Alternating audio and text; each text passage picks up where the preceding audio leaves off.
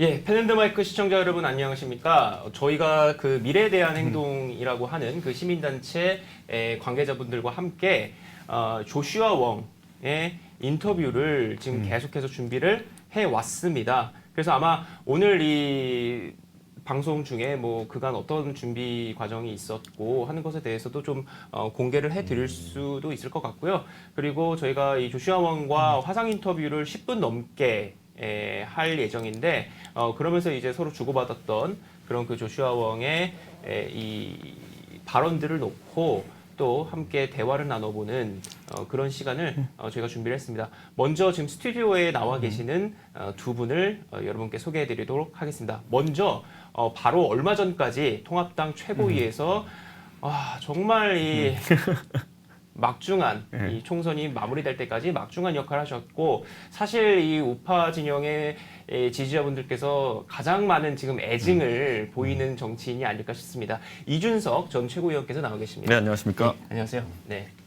예, 그 다음으로는요. 그 미래대한 행동의 대표로 계시는 선생님께서 나와 계십니다. 안녕하세요. 네, 안녕하십니까.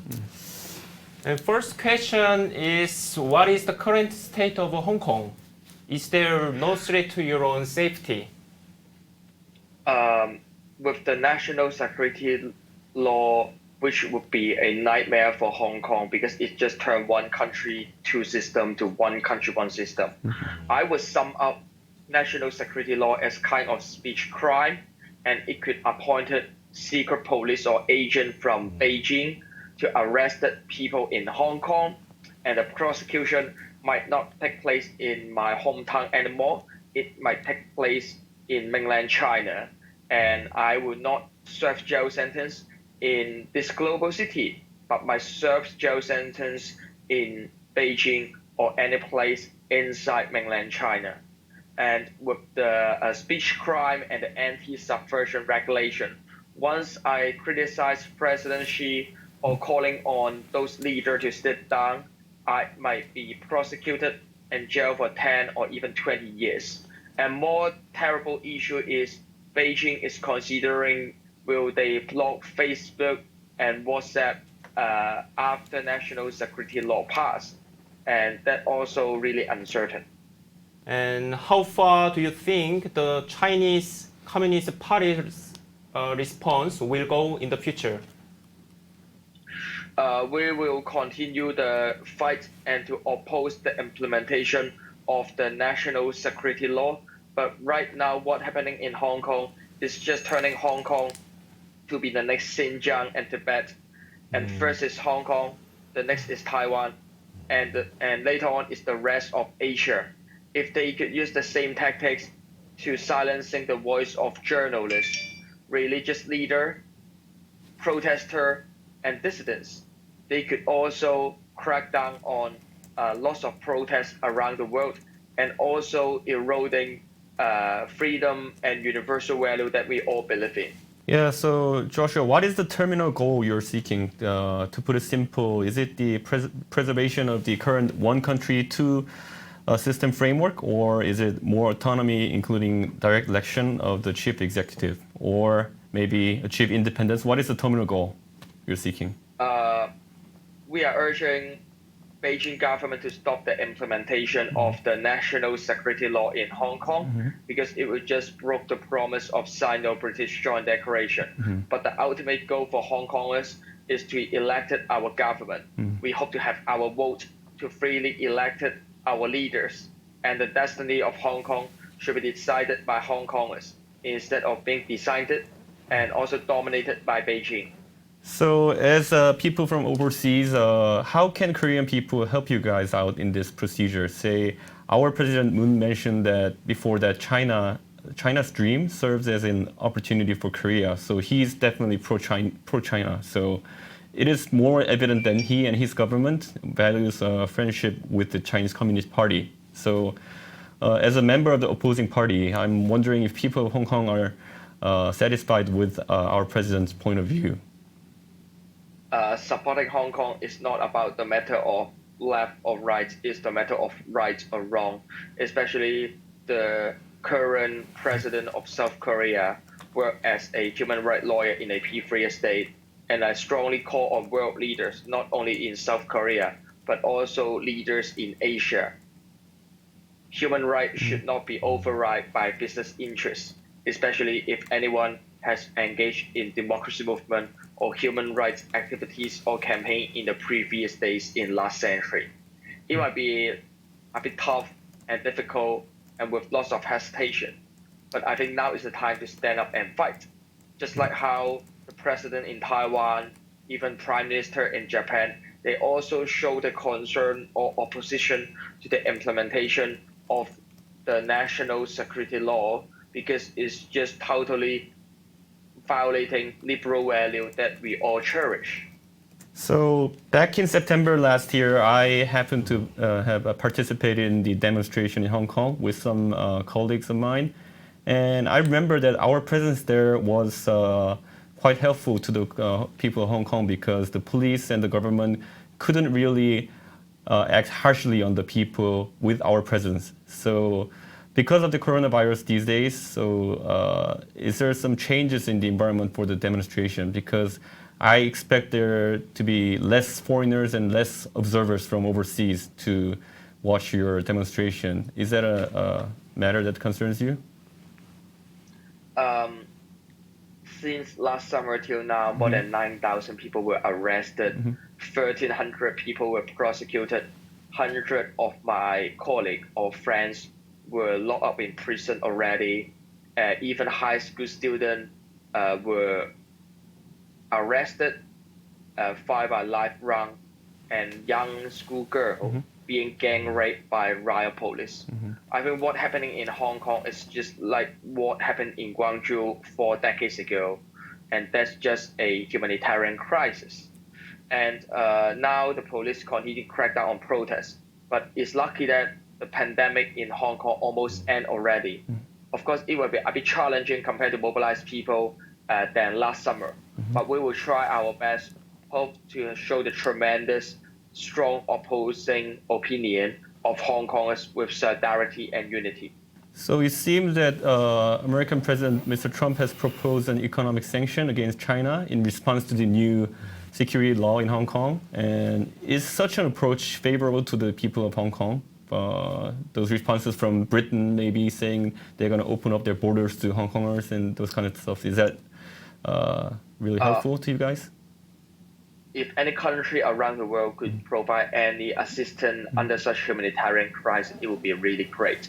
And refer to the press conference of President Trump, I would say that if any sanction targeted red capitals and pro-Beijing politicians, it could really generate the pressure to communist regime, let them realize that even they ignore the voice of Hong Kong people, they can't ignore the voice of global community. So currently, the ruling party in Korea, the Democratic Party, is trying to deviate from this issue, not giving out any comments, and they are trying to keep their pro-China status. If you have anything to say to them, specifically to the ruling party and the president. I strongly wish supporting Hong Kong could be a bipartisan stand in country around the world, no matter in United States, in United Kingdom, in Japan, in South Korea, or etc. Of course, for example, in United States, we know even in Republicans Party, they will have pro-China and strongly anti-China politician. And in Democratic Party in United States, we will also have some of the pro-China, but more and more anti-China politician. But more I hope is supporting Hong Kong is not really should be result in a partisan issue, because it's just about how we recognizing universal value that we all cherish in. So I strongly urge the ruling party to reconsider, to show a response to the world that when a country in Europe and United States, Canada, Australia, a lot of the leaders in the G7 and G20 summit already showing the concern to the national security legislation. The ruling party in South Korea should not keep silence. what is the Hong Kong citizens' goal is autonomy or the independence? What is Hong Kong citizens' goal in this situation? No one enjoy under the hardline rule of Beijing, and the majority consensus is to have democracy and autonomy. So how is your protest going to go on from now on? Is it going to be somewhat like last year's demonstrations, or is there going to be some changes to the manner and the methods that you're going to use? 2 days later is the 31st anniversary of the Tiananmen Square massacre. We plan to go to the street again, but it seems that Hong Kong police banned our protest and demonstration at Victoria Park to have the candlelight assembly. With the restriction, we still hope to try our way out to keep on our protest. I remember last year when I was in Hong Kong, many people mentioned to me about how they knew about the Gwangju democratization movement back in 1980, and they said they are trying to model your protest on it and say, but sadly, in 1980 at Gwangju, there was a military crackdown on those movements. And well, if we see it from the media, we can assume that Chinese military is planning the similar kind of crackdown on you guys. So is there any thing we can do to help you guys out from the countries outside, or is there any specific worries that you have about the military crackdown on this kind of stuff? As all we know, how armed police from China already joined the Hong Kong police force to crack down on Hong Kong protests. It will continue not only on last summer, but also not surprised on the upcoming summer. And in South Korea, if the government have a lot of hesitation, if with the Samsung and other high-tech company business interest in China, I also wish the parliament in South Korea could pass any resolution to support Hong Kong protest movement. Especially, I wish to let the world to know that when Beijing broke the promise in the Sino-British Joint Declaration that we recognize as the international treaty.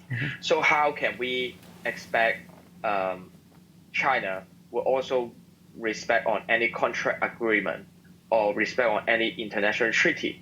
And how Beijing broke the promise in the Sino-British Joint Declaration and turned Hong Kong to be the next Xinjiang. These tactics could also apply to any contract agreement or any treaty signed between South Korea and China, and will just result in more erosion on value that we believe in.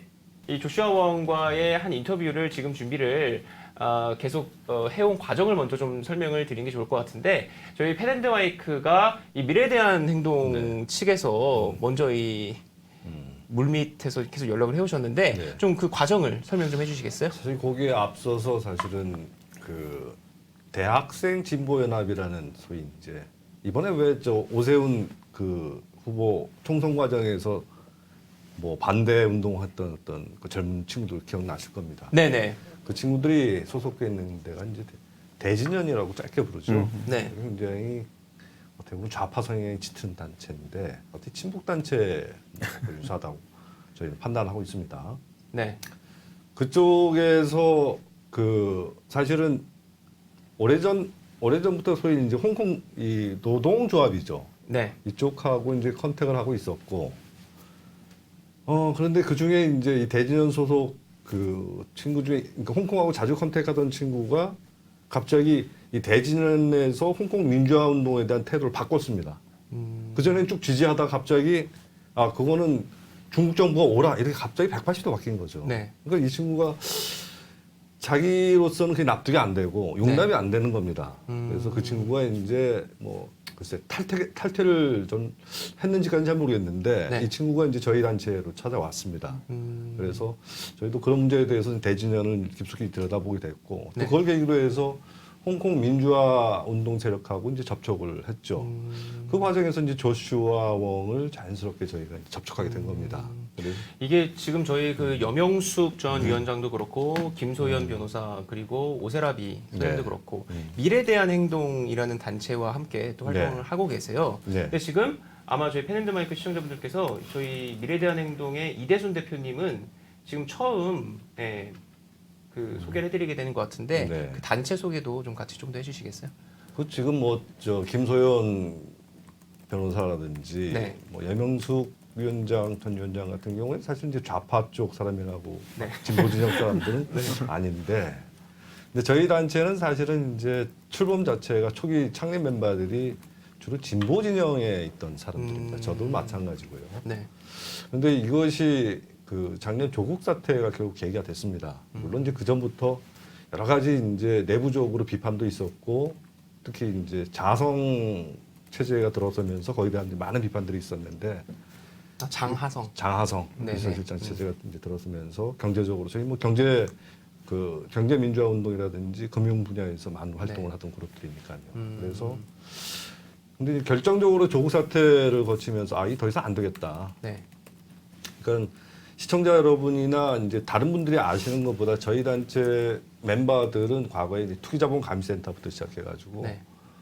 금융민주화 운동을 한 10년 이상 해온 사람들입니다. 금융 전문가들이죠. 네네. 그래서 조국 사태 안에 보면은 이제 사모펀드 문제가 있죠. 예, 금융 쪽에. 네. 이 문제를 굉장히 심각하게 이제 들여다봤던 겁니다. 근데 그 문제가 앞으로 수사 과정을 통해서 많이 밝혀질 거라고 기대합니다만은 결국 이제 그 문제를 계기로 해서 결별 선언을 하고 이제 집단적으로 나오게 됩니다. 저 혼자 나온 게 아니고 네. 집단적으로 이제 소위 민주당 내지 친문 진영과 결별을 하게 되죠. 네. 결별을 하고 우리 지금 냉정하게 이제 우리 사회를 이제 들여다보게 되고 지금 한국 사회가 얼마나 위기인지에 대해서 저희가 이제 절감하게 된 거고, 네. 이런 부분을 이제 타파하기 위해서 뜻을 모아서 만든 것이 이제 미래에 대한 행동입니다. 근데 이 단체 자체는 말 그대로 미래에 저희는 이제 현 민주당이 정책으로나 여러 가지 인적인 거 여러 가지로 봐가지고는 여기는 미래가 없다고 생각합니다. 그래서 미래에 합리적인 대안을 만들자. 네. 그것을 행동으로 실천하자. 이런 의미에서 이제 미래에 대한 행동이 출범하게 됩니다. 이제 불과 이제 한 4개월이 채 안 됐는데요. 네. 이제 그러고 나서 뭐 보수 진영도 그렇고 많은 사람들을 저희가 접촉하고 만나게 됩니다. 그 과정에서 이제 그 김소연 변호사도 저희하고 합류한 거고, 네. 그리고 지금 뭐 염영수 위원장도 마찬가지고요.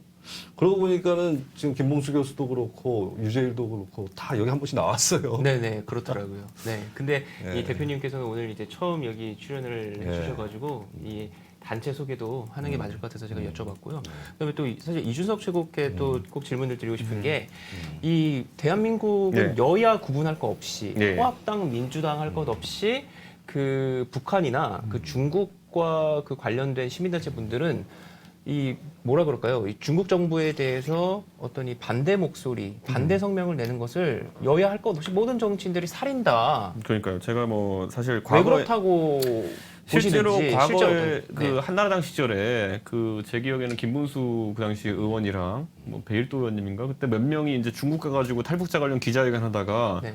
그 공안이 호텔 덮친 적도 있었어요. 아하. 그게 뭐냐면 호텔에서 무슨 탈북자 관련 기자회견을 하려고 하는데 네. 그 하지 말라고 했는데 했다 그래서 호텔에 불 끄고 들어오고 뭐 이랬던 적 아. 진압하러 들어오고 이랬던 적도 있던 걸 알고 그래요? 있는데 네. 그 뒤에 그래서 김문수 지사님 같은 경우에는 중국 입국이 상당 기간 동안 거절됐던 걸로 알고 있어요. 네, 그러니까 뭐 그런 어떤 좀 강압적인 수단들을 중국 정부에 쓰기 네. 때문에 아무래도 정치하는 사람 입장에서 부담이 좀 가는 게 아닌가 네네. 그렇게 생각하는데, 저는 작년에 제가 홍콩 갔을 때도 가기 전에 사람들이 그 얘기 하더라고요. 너 이번에 홍콩 갔다 오면은 그런 이제 그 시위하는 분들 지지하는 입장으로 갔다 오면은 아마 중국 대사관 이런 데서 한 소리 하지 않겠느냐. 보복이 있을 거다. 네. 근데 뭐 이런 거죠. 제가 그래서 이제 원래 민주주의라는 거는 네. 그 대세 따라간다고 되는 게 아니기 때문에 지금 그리고 제가 그때 가면서 그래서 그땐 바른미래당 네. 최고위에서 그 문재인 정부한테 그때 일갈하고 갔던 것이 나는 이거 간다 근데 니는 이거 절대 못 갈 거다. 예. 실제로 그 민주당 쪽에서는 이거 지지 선언한 사람 없거든요. 그렇죠. 그렇게 됐네요. 말씀하신 예, 예. 대로. 그러니까 네. 그 중국몽 아까 조슈아 원트도 중국몽에 네. 대해서 차이나's 드림이라는 것에 대해 가지고 문재인 대통령이 언급했던 것에 대해서 이야기했고 이게 참 민주당 정치인들이 다양한 버전으로 많아요. 뭐 박원순 시장은 무슨 우리가 말에 붙은 파리처럼 찰싹 달라붙어 가야 된다 뭐 이런 말도 그렇죠. 했고 궁둥이에 붙은 그러니까 네, 그 파리처럼 네. 찰싹 달라붙어 가야 된다 뭐 이런 것부터 해서 이런 친중적인 발언이 뭐 진짜 국익을 상정하고 하는 것이라고 변명할 수는 있겠지만은 이 사람들에게 가치관이라는 것이 국익을 위해서는 보편적 인권이라는 것도 저버릴 수 있다는 거잖아요 보면은. 그렇죠. 그러면 이 사람들은 장사꾼이라고 선언하면 돼요. 근데 이 위선적인 사람들은 자기들이 무슨 인권 변호사니 무슨 인권을 지상 과제로 놓는 사람들이 이렇게 하다가 알고 봤더니만은 장사꾼인 게 드러나서 이제 위안부 문제만 해도 그런 거 아닙니까 지금 네네, 보면은 그렇죠. 예? 뭐 지고지순한 가치를 쫓는 사람이 되려면 그렇게 하든지 그러다 굶어 죽든지 그게 아니라 어떨 땐 국익을 내세우면서 이렇게 가치를 내던지는 사람들이니까 국민들 신뢰할 수가 없는 거죠 이거는. 그러니까 저희 시청자분들께서 또 알아주셔야지 되는 게 저희가 이 조슈아 원과의 인터뷰 방송을 준비하는 데 있어서 정말 이 애먹은 것이 이 정치인을 모시는 게 너무나 힘들었던 겁니다. 이게 뭐 여야 할 것 없고요. 네. 제가 지금 방금 그 이준석 전 최고위원께 물어봤던 것도 바로 그래서 물어본 것이 여야 모든 의원들이 몸을 사리고 심지어 지금 뭐 현역으로 계시는 분들, 뭐 이번에 당선되신 분들 만약에 지금 여기 나와가지고 조슈아 원과 이 홍콩 문제를 가지고 이 얘기를 한다 하면은 이것이 어떠한 방식으로든 뭐 보복이 들어온다. 라고 하면서 몸을 사리는 분들이 많기 때문에 일단 섭외 자체가 너무 힘들었는데 그렇게 하다가 이게 물세를 하다 보니까 이준석 최고께서는 뭐 홍콩도 다녀오셨다는 것도 사실 좀 모르고 있었는데 네, 제가 원래 이런 거 갔다 올 때 조용히 다녀옵니다. 때. 근데 그래서 또 이렇게 출연을 승낙을 해주셔가지고 인터뷰를 더 성공적으로 마칠 수 있었던 것 같고요. 근데 그 조슈아 원과 인터뷰한 것에 있어서 지금 이 중국이 더하면 더했지 지금 여기서 멈출 것 같지는 않은 상황 아닙니까? 제가 이제 근데 보고 싶었던 게 네. 그 제가 이제 작년에 홍콩 가서 느꼈던 게 뭐냐면은 홍콩 사람들도 본인들이 이 민주화 투쟁을 통해서 얻고 싶은 것이 무엇인지에 대해 가지고 내부적인 논쟁이 좀 있었고 네. 그 우리가 이제 그들을 돕겠다는 의지가 있으면은 어떻게 도울지 잘 생각해야 되는 거거든요. 네. 예를 들어 우리가 가진 어떤 반중 정서라든지 아니면 중국 공산주의에 대한 불안감과 네. 그 사람들이 원하는 자치에 대한 어떤 방향성이 맞아떨어질 필요가 있어요. 그래서 아까 제가 조슈아 원한테도 그걸 한번 물어봤던 것이 네. 트럼프 대통령이 밖에서 무슨 경제 제재를 한다 그러고 뭐 그 영국은 시민권을 좀 열어준다 그러고 이런 것들이 실제 당신들에게 도움이 되는 행동이냐 이런 것들 그렇죠. 우리가 그거 잘 판단해야 돼요. 왜냐하면 항상 돕겠다는 사람은 내 선의만 생각할 것이 아니라 실질적으로 도움이 되느냐를 이제 봐야 되는 것인데 그 지점에서 좀 막막해진 점이 있는 게 제가 아까 그 얘기했던 게 작년에는 코로나가 없어서 우리가 가가지고 그 자리를 지켜주는 것만으로 도움이 됐어요. 예. 옛날에 뭐 광주 그 민주화운동 할 때도 보면은 가서 외국 기자가 있는 데서는 안 때렸을 거 아니에요. 예. 그렇죠. 그 독일 기자 뭐 갔더니 그런 사람들 있을 때는 네. 안 했을 거 아니에요. 근데 홍콩도 똑같더라고 보니까요. 가니까 제가 한국 사람인 걸 일부러 티내려고 네. 다들 까만색 옷 입고 이렇게 하고 있는데 저는 막 그 카카오 라이언 그려진 우산 쓰고 가고 막 그 한국 사람인 거 티내면서 갔거든요. 네. 저희 데서는 절대 그 험악한 그런 행동들 안 해요. 아, 관광객으로 그 보이게 저는 일부러 그리고 핸드폰 들어가서 네. 계속 찍으면서 제 페이스북 가면 라이브 중계했던 것도 있거든요. 네. 근데 그런 도움이라도 줄 수 있, 그게 현실적인 도움을 줄 수 있으니까 제가 가서 했는데 지금 한국에서 우리가 그 말로써 말폭탄하는 거 외에 실질적인 외교적 압박이라든지 이런 건 어차피 문재인 정부가 안 할 그렇죠. 테니까 그럼 어떤 걸 도울 수 있을지는 저도 그래서 궁금해서 조슈아 원이랑 인터뷰하는데 제가 네.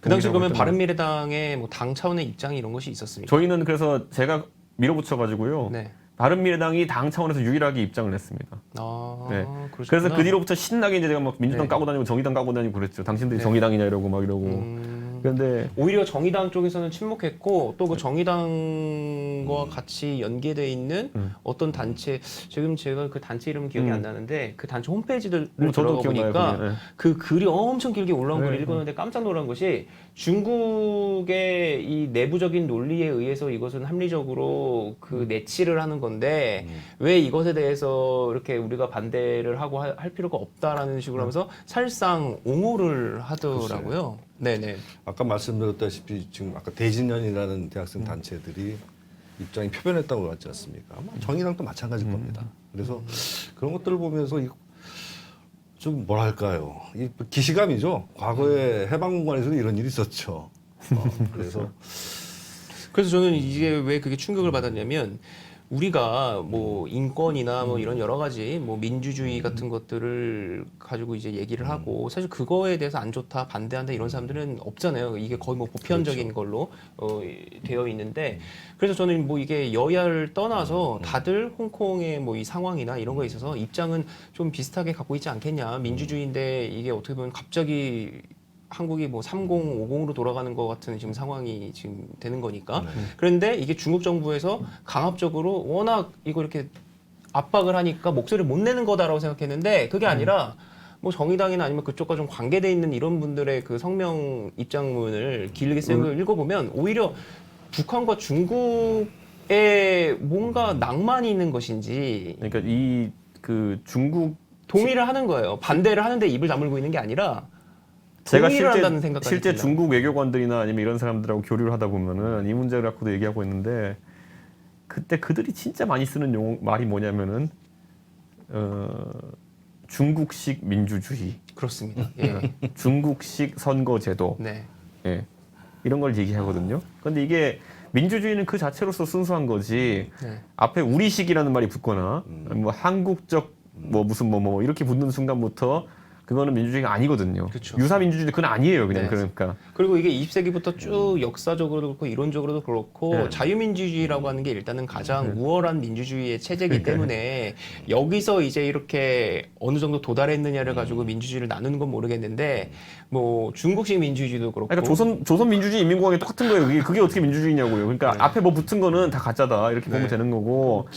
사실 박정희 때도 그렇게 하진 않았습니까? 그래서 이게 이 중국도 개발 독재라고 하는 소위 개발 독재를 거치면서 이게 이렇게 팽창하고 뭐 이렇게 좀 강압을 하고 하는 건 예상은 했지만 지금 이렇게 홍콩 문제부터 해서 대외 팽창까지 하려고 하는 걸 보면은 주변국에 지금 한국에 뭐 사드 문제로 압박을 한다든지 그런 거 보면은 지금 상당히 이 홍콩 문제가 미중 갈등의 어떤 이 뭐라 그럴까요? 지금 이 양국 사이에서의 어떤 이 이슈가 된 것 같은데. 그러니까 저는 홍콩 문제에서 아까 이제 트럼프 반응이나 이런 것들 봤을 때 경제 제재를 하고 이런 것들이 자 그래서 그러면 홍콩의 금융 허브로서의 기능이나 이런 것들이 오히려 열화되게 되면은 홍콩 사람들한테 좋은 일인가?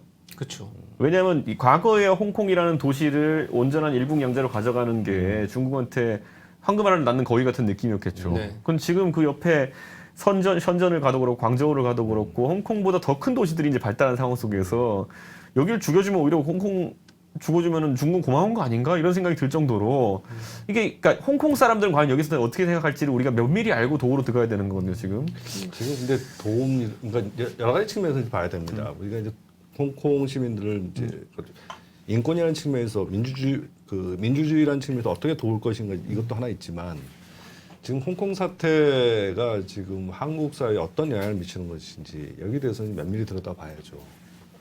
근데 홍콩 이번에 다들 이제 홍콩에 대해서 금융 허브로 좀 알고 있잖아요. 예? 그만큼 동부아시아에서 홍콩이 차지하고 있는 금융 어떤 허브로서의 기능이 큽니다. 근데 요새 저는 참 희한하게 홍콩 금융시장을 보면은 별 반응이 없어요. 예? 희한해요. 이 정도 되면은 굉장히 금융인들이 금융회사에 불안해서 네. 이게 뭐 널뛰기를 해야 됩니다. 근데 그게 없어요. 그렇다면은 지금 뭔가 우리가 모르는 안정책이 나와 있기 때문에 홍콩의 금융인들이 동요 안고 이렇게 있는가? 또 그것도 없단 말이에요, 사실은. 근데 오히려 어제 같은 경우에 미국에서 이제 홍콩에 있는 미국 총영사관 건물을 매각하겠다 내놨지 않습니까? 네. 이거는 어떻게 보면 정부로서 할 수 있는 미국 정부로서 할 수 있는 굉장히 명확한 시그널이에요. 홍콩에서 빼겠다. 그 금융은 제조업하고 다릅니다. 제조업 같은 경우에 공장 옮기려면 그 몇 년 걸려요, 그거. 네. 근데 금융은 어떻습니까? 금방 옮깁니다. 그렇죠. 내 통만 가면 돼요. 네. 어렵지 않습니다. 주변에 갈 수 있는 나라, 뭐 싱가포르도 있고 우리나라도 있고 다 있어요. 그렇죠. 그래서 너무 쉽게 빠져나올 수 있고 또 한편 홍콩 자체가 중국에서 차지하고 있는 위상을 보면은 우리나라도 그렇지만 대부분 서구 자본들이 본토로 직접 들어가는 경우보다 홍콩을 거쳐 들어가는 경우가 훨씬 많습니다. 60% 이상이에요, 이게 지금도. 네. 그런데 그 홍콩 그런 식으로 지금 금융을 날려버리면은 네. 중국에 어떤 일이 있을지 이거 중국 정부 몰랐을까요? 알았을 겁니다. 틀림없이. 준비를 했을 거예요.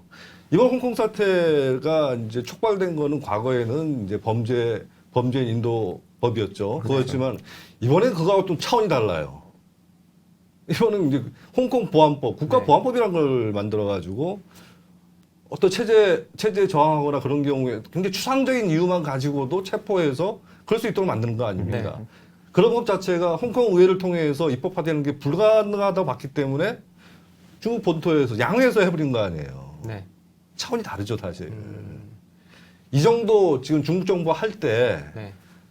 그냥 툭 하진 않았을 거 아닙니까? 예? 중국 정부도 많은 준비를 했을 거예요. 네. 그리고 이게 나온 겁니다. 그래서 지금 홍콩 사태에서 홍콩 사람들의 여기에 대한 반응 그리고 민주화 열망 이것도 중요하지만 우리가 정말 눈여겨봐야 되는 건 바로 중국 정부예요. 이들이 어떤 의도를 가지고 얼마나 심각하게 이 일을 하고 있냐는 거죠. 네. 저는 오히려 방금 말씀드린 지금 금융시장 문제에 대해서 이것이 하나의 증거라고 봐요. 왜냐하면은 정상적으로는 벌써 위안화 그 환율이 널뛰기를 하고 홍콩 주식시장 특히 이제 뭐 A 시장부터 시작해서 쑥대밭이 됐어야 돼요. 예. 근데 안 그렇습니다, 지금. 그러면 거꾸로 중국 정부가 그것을 위해서 얼마나 많은 달러를 거기다 밀어넣고 있는가.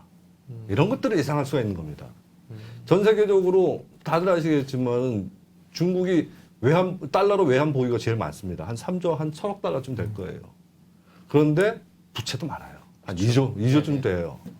그래서 범퍼가 한 1조 좀 넘는 달러를 가지고 있는데 그 자체도 사실은 유동성이나 이런 측면에서 보면 그렇게 자기들 마음대로 금방 꺼낼 수 있는 그런 형식은 또 많지 않습니다. 그렇죠. 실제 네. 총알이 얼마나 될 거냐에 그렇죠. 대해서는 네. 그렇다면은 지금 중국 정부는 이제 그런 것들을 준비하고 지금 외환을 좀 밀어넣고 있어요. 특히 금도 마찬가지입니다. 금 시장도 생각보다 굉장히 지금 안정적이에요. 또 금을 제일 많이 갖고 있는 나라가 미국 빼고는 중국이에요, 또. 근데 지금 최근에 들어서 이런 금 보유라든지 외환 보유에 대한 중국 발표 있습니까? 제대로 안 나와요. 나와도 믿을 수가 없어요, 사실. 네네.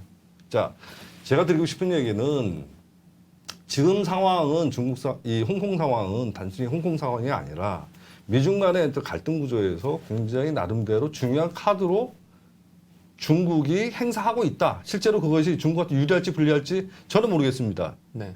제가 보기에는 그거는 자기 발등 찍는 것 같은데 어쨌든 그것이 체제 안정, 그러니까 경제나 이런 것보다도 걔네들이 중요하게 생각하는 게 체제 안정이겠죠. 네. 체제 안정에서 오랫동안 민주화 운동을 해온 홍콩은 적과 싸우는 상황에서는 집안 단속부터 해야 되겠다. 이런 측면에서 접근한 것 같아요. 그래서 막대한 경제적 피해 이런 것도 불구하고 우리는 간다. 네. 그만큼 중국은 심각하게 이걸 지금 가고 있는 겁니다. 따라서 지금 이 문제와 관련돼서 자기들이 한국을 포함해서 다른 나라에 대해서 압력을 넣을 건 다 넣을 거예요. 최대한의 압력을 넣겠죠. 그래서 오히려 트럼프가 이번 홍콩보안법이 통과되고 나서 중국에 대한 정책을 뭐 발표를 하겠다라고 하니까 오히려 미국 주가가 떨어지더라고요. 이게 그래서 아까 제가 이제 두 가지를 언급했었는데 조정원한테 그 이미그레이션 그러니까 영국의 시민권 네네. 법에도 이제 특별법을 만들어서 홍콩 사람들 네. 290만 명 정도 특별 시민으로 인정하겠다는 취지로 가려고 했다가 중국 쪽과 영국이 접근한 다음에 그게 톤다운이 됐어요. 영국 쪽에서. 그러니까 비자를 조금 늘려주는 걸로 네. 이제 톤다운이 됐거든요. 근데 그런 것들을 봐도 영국 정도가 지금 거기에 대해 가지고 그 섣불리 나섰다가 지금 발언을 제어하고 있는 상황이면은 아까 말했던 그 압박이라는 것이 네.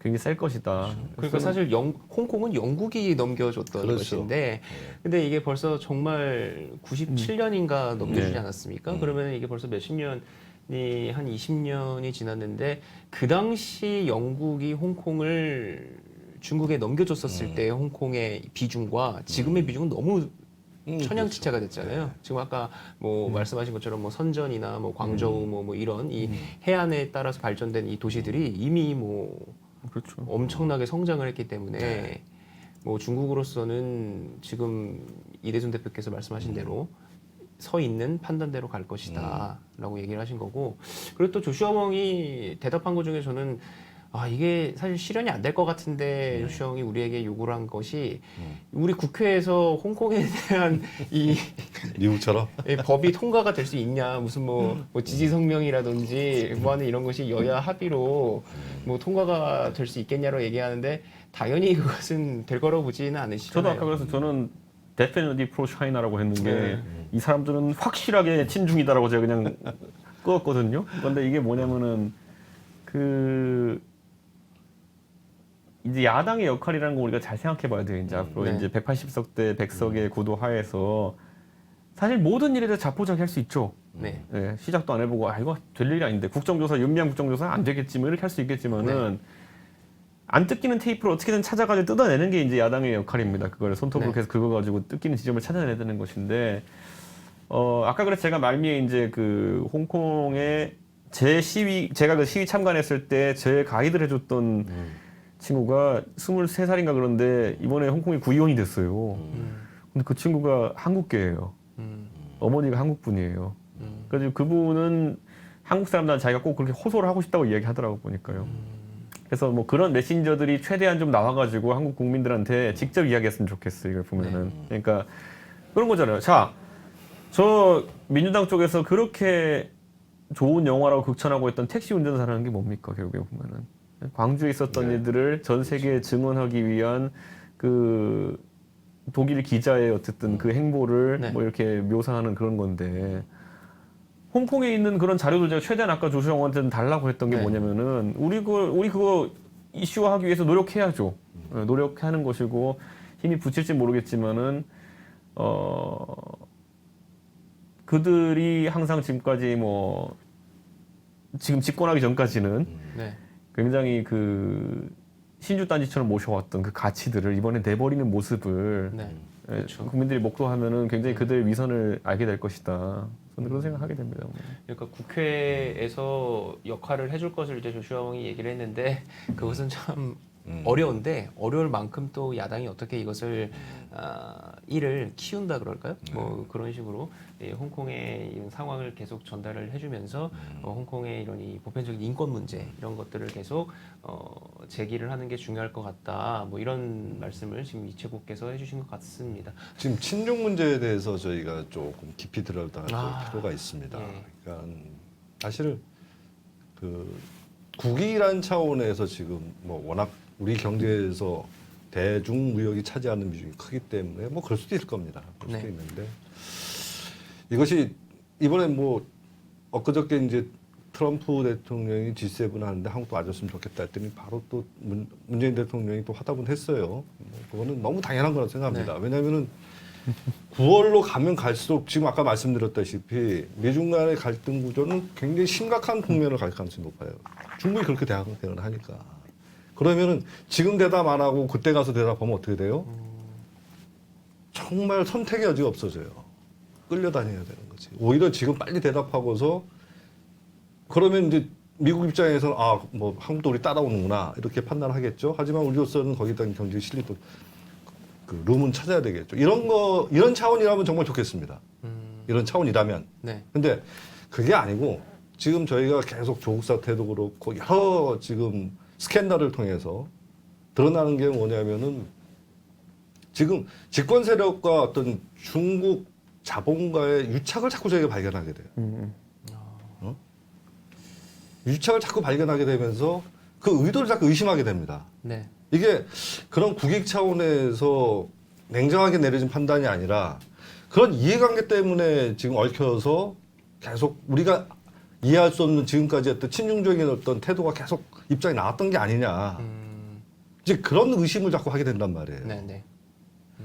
제가 아까도 잠깐 말씀드렸지만 중국으로서는 지금 이 시점 자체가 자기들로서 어떤 국군 갖고 싸우는 뭐 총만 안 쏘지 정말 네. 세계 대전일 수도 있는 상황이거든요, 사실은. 그러니까 그 친중 문제를 이렇게 말씀을 또 해주시니까 생각나는 것이 사실은 이게 지금 정권 사람들한테만 얘기하는 게 아니라 이 우파 보수 우파 쪽 사람들도 친중이냐 아니냐를 가지고 또 나누는 분들은 뭐 페이스북이나 이런 데 들어가면 또 신나게 나누시면서 저 사람은 저래서 친중이라서 저런 얘기하는 거다 커넥션이 있다 뭐 이렇게 얘기를 하면서 사실 보수 우파 그러니까 정치인들도 자유로운 게 아니에요. 친중이라는 이게 어떤 이런 거예요. 그러니까 뭐냐면은 예전에 종북이라는 단어가 있잖아요. 사실 종북이라는 단어는 굉장히 무거운 단어입니다. 네. 우리 사회에서 종북 행위를 한 사람은 진짜 퇴출돼야 되는데 그만큼 종북은 위험한 단어예요. 네. 친일파다라고 남을 지목하는 것도 굉장히 그쵸. 무게감이 있는 행위예요. 네. 보면은 너는 친일다라는 건 친일파라는 걸 세 글자로 줄여서 그렇지 친일 반민족 행위자라고 하는 거예요. 예. 근데 그렇게 주장하려고 그러면 이 단어는 굉장히 무겁게 쓰여야 되는 거라는 거죠. 저 사람이 단순히 일본 만화를 본다 해서 친일파가 아니라는 거예요. 보면은 친일 반민족 행위를 했다는 걸 입증해야 되는 거예요. 종북도 마찬가지예요. 종북을 해가지고 종북은 뒤에 빨갱이를 그러니까 숨겨놓고 그냥 종북 빨갱이인 단순히 건데. 단순히 북한이 좋아요 이런 게 아니라 진짜 나라에 해악을 끼쳤다는 것을 보여주고 그 사람은 그렇기 때문에 굉장히 엄하게 다뤄야 된다는 것인데 네. 친중이라는 것좀 그렇게 생각해요. 보면은 그러니까 중국이 좋아 미국이 좋아 여기서 중국이 더 좋다 이런 거 친중이 아니라 중국에 불붙어가 진짜 국익을 해치는 사람들을 친중파로 단죄해야 되는 그렇죠. 것인데 우리 사회에서 지금 이제 보면은 이 친중이라는 단어가 과거에 친일파라고 하는 단어 아니면 종북이라는 단어처럼 가볍게 쓰이다가 소모될까봐 굉장히 두려운 거예요. 가볍게. 그러니까 뭐 얘네 나경원 의원 뭐 하려고 했던 뭐 뭣도 모르고 자유대 행사 한번 갔다 왔다 친일파로 몰아가지고 이렇게 가는 것처럼 네네. 아니면은 뭐 종북 논에 있어가지고 뭐 예? 그냥 북한 옹호 발언도 아닌데 그냥 살짝 그런 뭐 우리의 통일관이라는 건 다른 얘기를 했다가 종북을 네. 몰고 이렇게 되는 순간부터 친중론도 우스워지거든요. 최근에 보면 선거 부정에 엮여가지고 뭐 그 단어를 외치면 친중이고 뭐 이런 식으로 가버리면은 안 되는데 그래서 저는 지금 아까 이제 김 기자 얘기한 것처럼 우파 진영 내 또는 보수 진영 내에 친중파가 있느냐에 대해서는 적어도 제가 봤을 때는 아직까지 친중파로 분류될 만한 사람은 없다. 무슨 말이냐면 친중이라 하면 아까 그냥 중국이 좋아요던 중국과 잘 지내야 이런 걸 넘어가지고 나라 팔아먹는 사람은 아직까지 없다 이런 판단이거든요. 그러니까 벌써 어느새 친중이라는 단어에 그런 의미까지도 들어간 게 처음 했을 때는 중국이 그 개혁 개방하면서 이제 우리 기업들도 많이 진출하고 그러면서 중국어 배우고 중국 문화 같은 것들 들어오고 또 우리 뭐 한류가 거기로 들어가기도 하고 이렇게 했었을 때는 그렇죠. 뭐 중국을 잘 아는 사람, 중국과 가까운 사람으로서의 이 의미로 친중이라는 말을 썼지. 근데 이것이 어느새부턴가 저는 이제 박근혜 정권 때부터 이게 나왔다고 봅니다. 이 보수파 정치인들을 친중이라고 하는 것이 상당히 이 저 정치인에게 타격을 줄 수 있는 그런 의미로 지금 말씀하신 것처럼 국익을 뭐 이렇게 팔아먹는 그런 것으로까지 들어가게 된 게 박근혜 정권 때부터 나온 건데 근데 그것이 이 박 전 대통령이 전승절 행사 때 중국에 갔었던 것을 가지고부터 상당히 사실 그때 보수파 내에서도 그릇 깨지게 좀 얘기가 있었다고 하는데 저는 그때 이제 푸틴이랑 박근혜 대통령이 막루에 오르지 않았습니까? 사실상 그 네. 시진핑을 제외한 다른 원수들의 좌우 배치로 네. 되는 거 보면서 저건 모양새가 진짜 전 그때 비판을 많이 했어요 그때 제가 그래서 그때 친중파 지금 얘기하신 그 아주 좋지 않은 의미가 들어간 그 친중파들이 대통령을 저렇게 보낸 거다라는 얘기가 나왔죠 그때. 그러니까 좀 여기서 좀 얘기를 우리가 좀 정리해야 되는데 네. 왜냐하면은 저는 이제 변호사입니다 사실 네. 변호사인데 참 제가 변호사 20년 넘게 하면서 이해를 할 수 없는 게 하나 있어요 우리나라 법에서 네. 우리나라 반역죄가 없습니다 국가 반역죄가 없어요 내란죄만 있죠. 네. 내란. 나는 그래서 이번 기회에 사실은 우리 지금 얘기하는 그 맥락은 바로 친중 이런 문제가 아니에요 네, 네. 반역의 문제입니다 국가 반역의 문제예요 그렇죠. 이 국가 반역이라는 문제, 이 화두를 가지고 이 친중 문제가 뭐고 다 정리를 해야 됩니다. 네. 우리나라에 국가 반역죄가 없어요. 그렇군요. 네? 네. 이게 좀 황당한 일이죠. 저는 그 진짜 그 국익이라는 단어에 대해 가지고도 이제 정립을 잘해야 되는 것이 지금 이제 문재인 정부에서 자기들 말 다 뒤집으려고 쓴다는 걸 국익이거든요. 네. 네, 근데 대통령이 헌법에 따라서 국가를 통치하는 데 있어가지고 저런 국익이라는 개념을 저기 포괄적으로 인정해주기 시작하면은 굉장히 이제 비헌법적인 발상들을 많이 하게 됩니다. 예, 헌법 위에 국익이 놓이게 되는 순간 우리는 민주국가임을 사실 네. 포기하는 게 되는 거거든요. 저는 사실 우리가 이제 자유를 신봉하고 자유에 대한 고민을 하고 있다고 하면은 이번에 저 K 방역이니 뭐니 하는 것도 저는 보면서 우리는 이번에 코로나 환자 수를 낮게 유지하면서 무엇을 잃었는가에 대한 평가도 어느 정도는 해야 될 것 같고 왜냐하면 지금 하는 방역이라는 게 전 세계에서 그 이렇게 핸드폰 추적 다 하고 해가지고 잡는 나라 중국하고 우리나라밖에 없을 거예요 보면은. 그렇죠. 네. 예? 근데 과거에 유럽에서는 할 수가 없어요. 과거에 그럼 민주당이 옛날에 보면은 그 19대 국회 말에 예? 그 테러 방지법 그렇죠. 거기에 보면 그런 어떤 그거는 오히려 지금 역병이 아니라 그 국가 전복 세력에게서 나라를 지키는 데 있어가지고 국민의 자유를 기본권을 침해하는 것에 대해 가지고 자기들 필리버스터 해가지고 막았던 거 아니에요 그때. 아주 제한적인 대상을 상대로 해서 하겠다는 것도 그렇게 아까 이제 이재선 변호사님 말씀하신 진짜 반역을 하려는 사람들의 기본권을 제약하는 것에도 절대 하면 안 된다 했던 사람인데 이건 반역이 아니라 어쩌다 병 걸린 분들이에요 이건 보면은 이분들이 내가 코로나 걸리려고 한 것도 아니고 그렇죠. 우리랑 다 똑같은 시민들인데 그 중에 뭐 자기 책임이 조금 있던지 말든지 어쩌다 걸린 분들이지 범죄자는 아니라는 거예요 죄 지은 분도 아니고 잠깐 이 국익이라는 것에 대해서 저는 자꾸 용어를 혼동해서 그 사용해서 많은 문제들이 얽힌다고 보는 사람인데 국익이란 건 뭡니까? 사실은 국가의 이익이죠. 국가는 뭡니까? 대한민국 헌법에 따라서 대한민국이 생긴 거예요.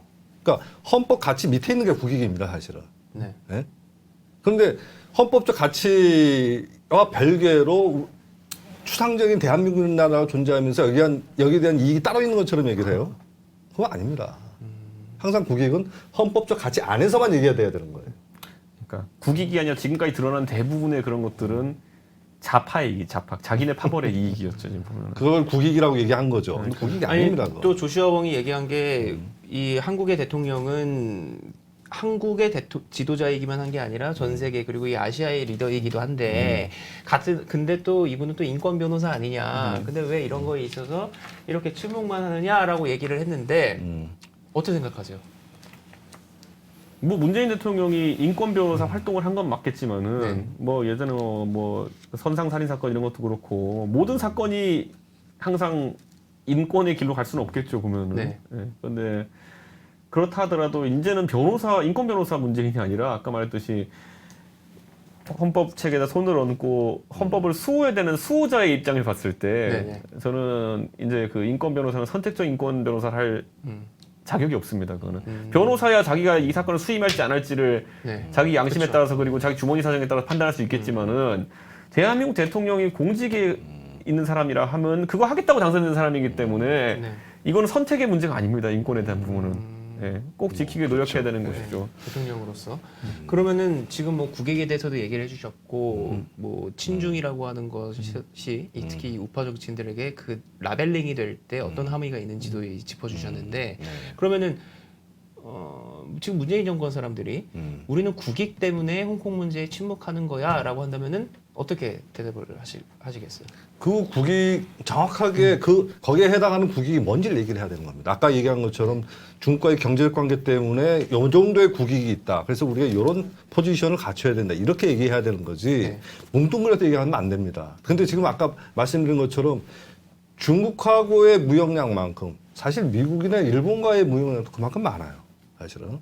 또 지금 베트남이나 이쪽이 급격하게 올라오면서 사실 중국하고 그것들이 상대로 많이 줄고 있습니다. 네. 자, 그리고 또 이게 어떻게 보면은 중국도 중국이지만은 미국하고 중국이 지금 싸우는 거 아니에요. 거기서 우리가 어떤 균형점을 지킬 것인가 문제란 말이에요. 네. 그러면 엄연하게 국익이라면 양쪽의 이익을 한번 따져봐야죠. 이런 합리적인 과정이 있다면 전 그 얘기 인정해 줄 겁니다. 근데 이런 합리적 과정이 일체 없어요. 그냥 막연하게 중국과의 관계가 중요하기 때문에 그런 국익 차원에서 이렇게 얘기해 버린단 말이에요. 그럼 미국과의 관계는? 그렇죠. 그러니까 우리가 그 예를 들어 욕쟁이 할머니 맛집 같은 데 가면은 네. 욕쟁이 할머니가 누구한테나 욕을 하는 거 알기 때문에 욕 듣고도 별로 기분 안 나빠요. 그 사람 원래 그런 사람이거든요.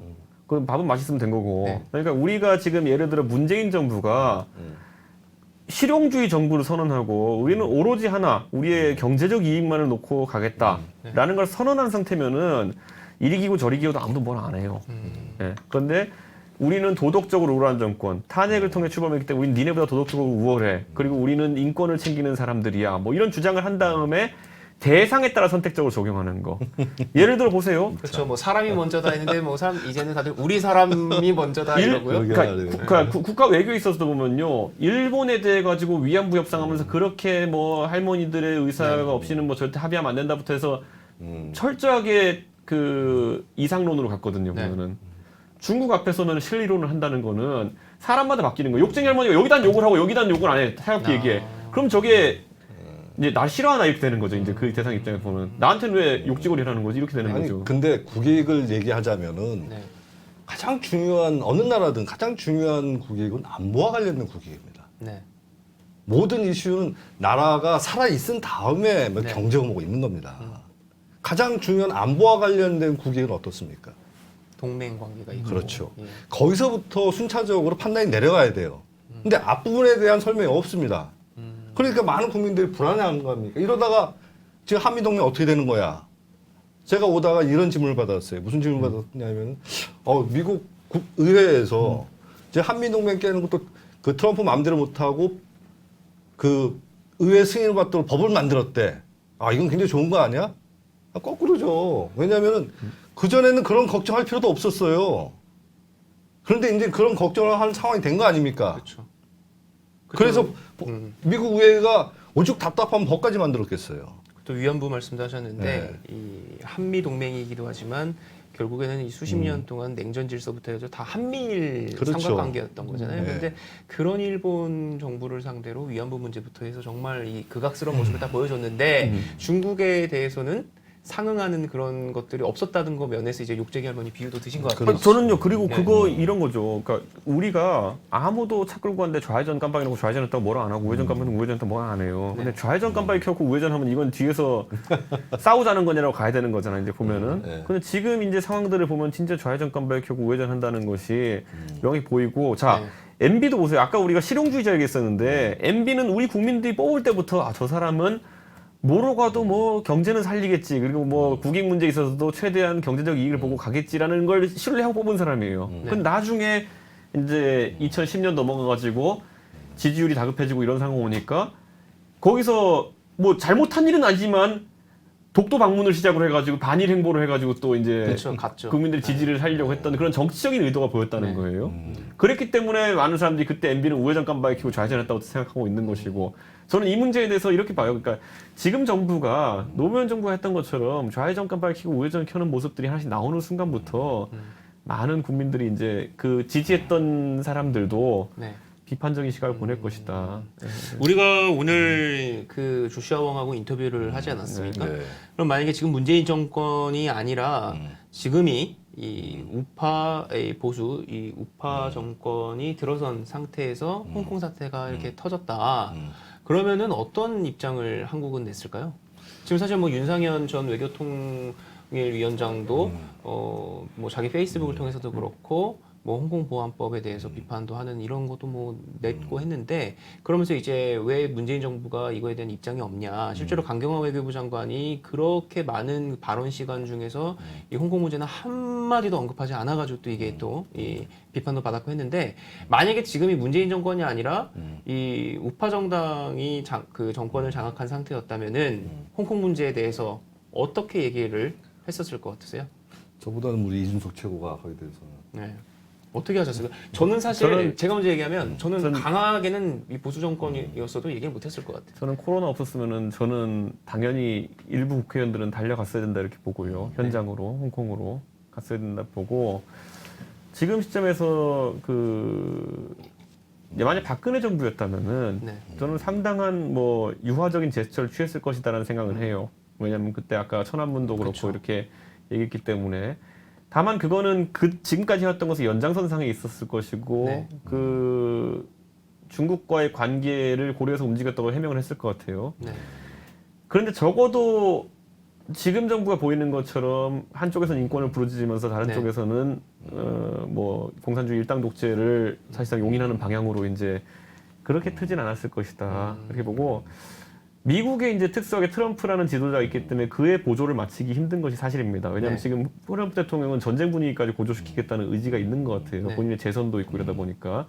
근데 만약에 박근혜 정부 때처럼 카운터 파트너가 오바마 정도 되는 사람이었다 했으면은 그 유엔 결의나 이런 것들 적극도 동참했겠죠. 그거는 우리 잘 생각해 보면은 대북 문제에 있어가지고 오바마 정부까지만 하더라도 보통 미국이 이런 어떤 북한 사태나 이런 거 대응하는 방식은 유엔 결의안이라든지 유엔 제재를 통해서 국가의 입장을 재확인하고 자기 친구와 뜻을 같이 하는 국가들의 뭐 줄을 세우고 이런 것들까지 했었거든요. 거기까지는 당연히 동참했어야 되는 거 아닌가. 근데 트럼프는 지금 그런 절차 없이 그냥 주변 동맹국들을 얼기설기 엮어가지고 가는 게 아니라 네. 내가 독단으로 가는 스타일이거든요. 그 전에 부시 행정부 보세요. 이라크 그때 걸프전 할 때 보면은 미국의 방식이 원래 뭐냐면은 기초적으로 고립이에요.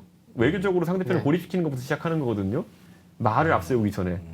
걸프전 때도 60만 병력을 모아놓고 옆에 미군이 거의 80, 90%가 넘는데 다국적군을 꾸리잖아요. 보면은 이게 이들의 외교적 방식인데 트럼프가 약간 특이한 지도자라 그랬고 제가 만약에 보수 정권에서 이런 외교적 역할을 담당하는 역할이었다면은 그 다국적 외교 속에서 미국과 보조를 같이 했을 것 같아요. 저는. 그리고 외교적인 질서에서는 미국의 마지못해서 우리가 끌려가는 것처럼 해가지고 뭐 그런 뭐 목소리도 내고 거기 이제 가담도 했었을 거라고 예상하셨는데 저도 그랬을 거라고 봅니다만 지금 사실 이 홍콩 문제는 미중 갈등이 이렇게 강도 높게 이루어지고 있는 건 또 전례가 없기 그렇죠. 때문에 지금 상황에서 만약에 이게 좌파 정부가 아니라 우파 정부가 한국에 있는 상황이었다면은 이것을 당연히 지금의 미주 갈등과 연계시켜서 홍콩 문제를 볼 수밖에 없잖아요. 정권 사람들은.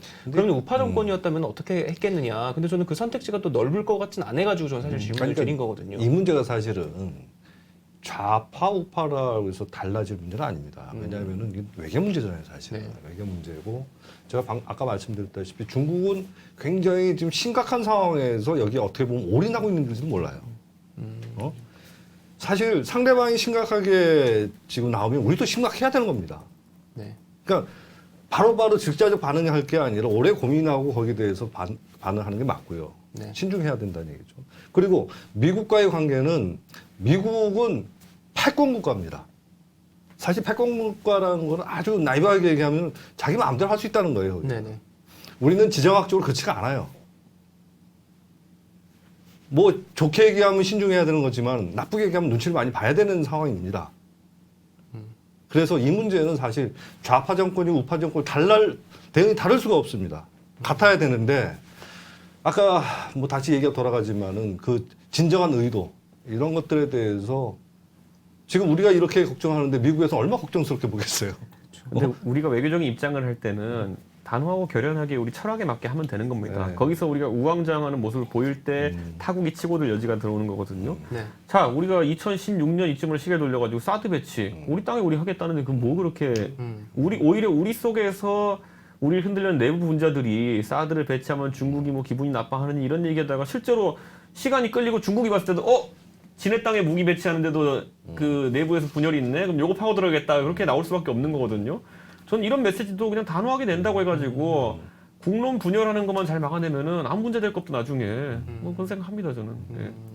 그리고 또 우리가 조슈아 웡하고 인터뷰를 마치고 나서 이제 이준석 전 최고께서 또 좋게 딱 정확하게 짚어주신 거가 우리가 어떻게 하느냐가 그러니까 이 홍콩에 지금 있는 사람들에게 도움이 과연 될 행동이냐 아니면 뭐 우리가 어떻게 하느냐에 따라서 무조건 막 홍콩 사람들 응원한다고 해서 아니면은 뭐 홍콩에 뭐 미국을 예를 들면 뭐 제재를 한다고 해서 홍콩 사람들한테 도움이 되는 게 아닐 수도 있는 거고 뭐 그런 여러 가지 좀 어려운 복잡한 말씀을 주셨는데 오늘 조슈아 웡하고 했던 인터뷰 내용 중에서 좀 더 특기할 만한 좀 더 이렇게 강조해야 될 만한 그런 것들은 뭐가 있으셨나요? 기억에 남는 거.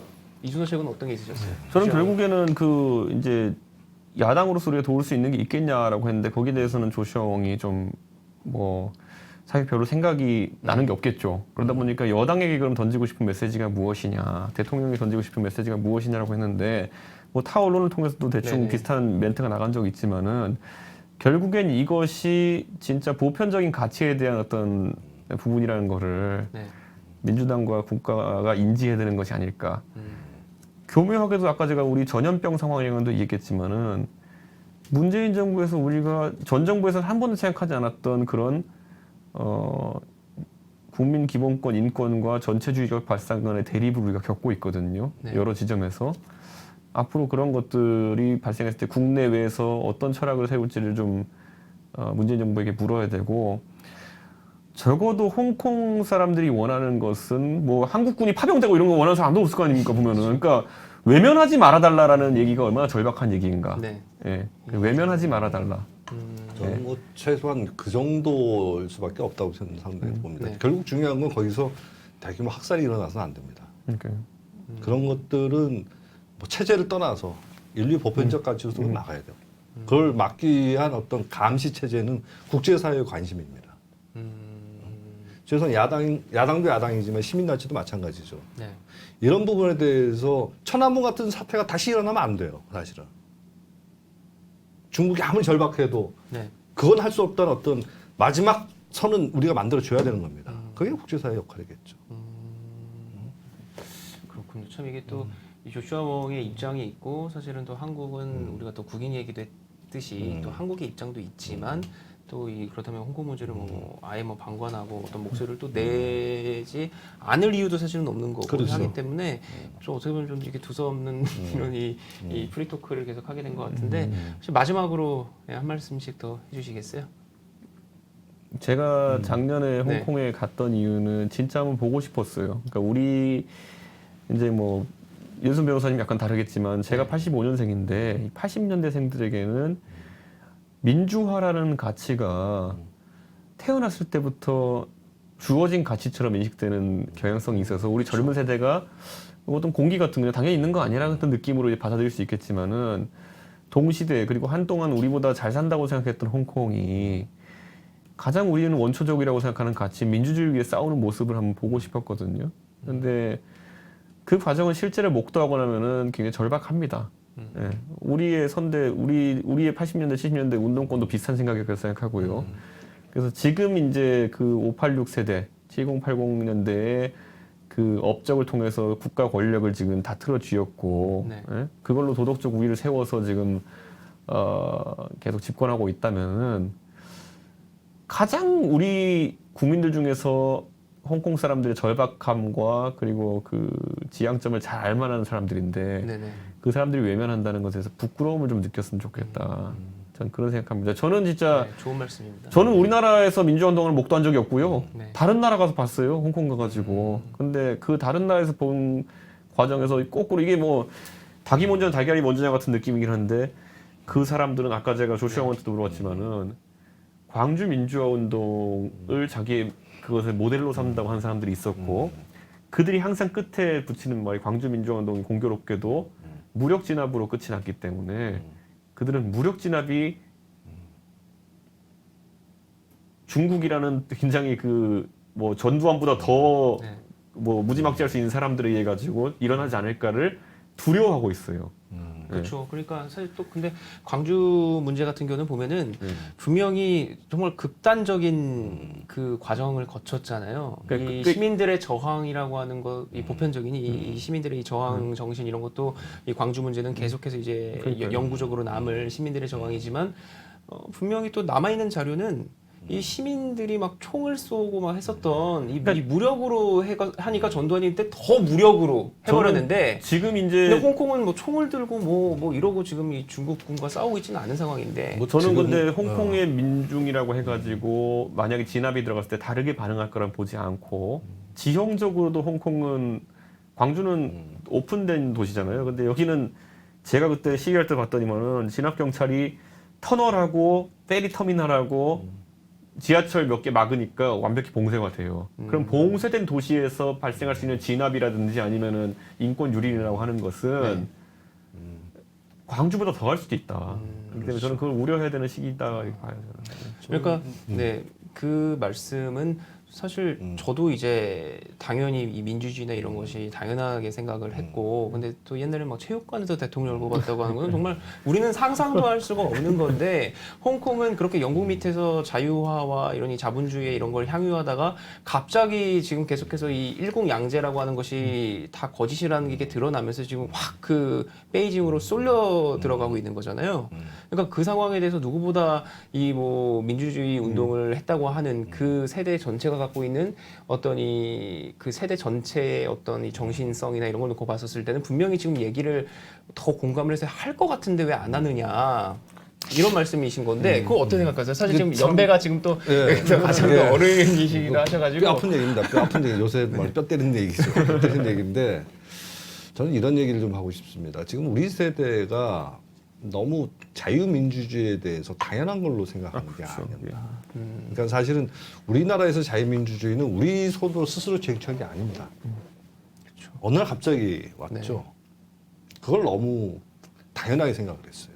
자, 이번에 이제 홍콩은 앞으로 뭐 어떻게 정리될지 모르겠습니다만 지금 우려하는 대로만 전개된다면은 홍콩이 더 이상 이제 자유민주주의 도시가 아닐 겁니다. 국가 통제하에서 뭐 그런 여타 이제 중국 도시처럼 돼버리겠죠. 아까 제가 안보 외교는 경제보다 늘 우선하는 가치입니다 말씀드렸습니다. 그런 것들을 우리가 아마 생생하게 보게 될 것 같아요. 또 하나는 뭐냐면은 이 문제와 별개로 지금 우리 이 코로나 때문에 경제가 숙대화됐죠. 또 우리나라 이 금융이 사실은 이 자금 회전율이나 신용 뭐 신용 승수나 이런 것들 뭐 미국보다 높아요. 그 정도로 어떻게 보면 굉장히 빨리 돌아가는 금융이 빨리 돌아가는 회사입니다. 그리고 금융 규모가 국가 규모에 비해서 굉장히 커요. 그런데 홍콩이 금융시장이 착살납니다. 우리 금융의 어떻게 보면 멸칭이기도 하지만 이게 세계 지갑이에요. 그만큼 다국적 기업이나 이 헤지 펀드들이 우리나라 이 금융에서 쉽게 돈을 인출해 갈 수 있는 구조입니다. 따라서 지금 제가 보기에는 이제 뭐 9월까지 갈지 모르겠습니다. 엄청난 지금 금융위기가 올 가능성이 매우 높아졌습니다.